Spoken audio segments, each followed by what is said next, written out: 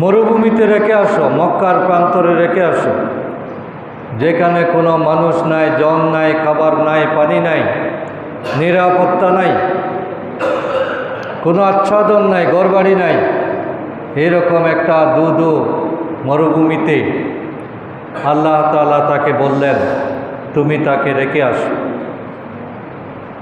ইব্রাহিম আলাইহিস সালাম আল্লাহর এই নির্দেশ পালন করলেন। তিনি প্রশ্ন করলেন না যে আল্লাহ তাআলা তুমি এতদিন পরে আমাকে একটা সন্তান দিলে, আর তুমি আমাকে কি নির্দেশ দিচ্ছ যে সেখানে সে কি খাবে, কোথায় থাকবে, সে কেমনে বেঁচে যাবে, আমি এটা কিভাবে করব? ইব্রাহিম আলাইহিস সালাম কোনো প্রশ্ন করেন নাই। আল্লাহ বলেছেন আর তিনি সাথে সাথে সেটা কার্যকরী করেছেন। তার স্ত্রী হযরত হাজেরা, তিনিও ছিলেন নবীর স্ত্রীর মতো উপযুক্ত। আসলে কুরবানির এই ঘটনায় আমরা কাকে বেশি নম্বর দেব আমরা খুঁজে পাই না। প্রত্যেকেই 100-এ 100 নম্বর।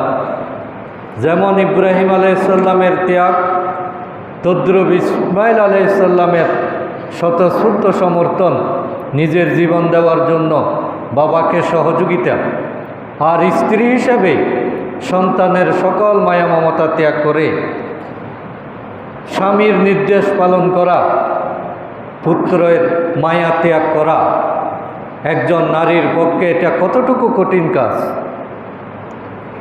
সুতরাং আমাদের ঈমান হতে হবে ইব্রাহিমের মতো, আমাদের ছেলেগুলোর আনুগত্য হতে হবে ইসমাইলের মতো, আর আমাদের জীবন সঙ্গিনী সহধর্মিনী তাদের ভূমিকা হতে হবে হযরত হাজেরার মতো।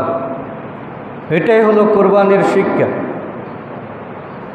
দীর্ঘ 7 বছর পর্যন্ত ইব্রাহিম আলাইহিস সালাম আর কোনো খবর নেন নাই। আল্লাহ নিষেধ করেছেন যে তুমি যেখানে রেখে এসেছো যাওয়ার সময় পিছনেও ফিরে তাকাতে পারবে না, যে ছেলে কি করতেছে, আছে কি না আমি একটু দেখি, যাওয়ার সময় তুমি তাকাতেও পারবে না। এরকম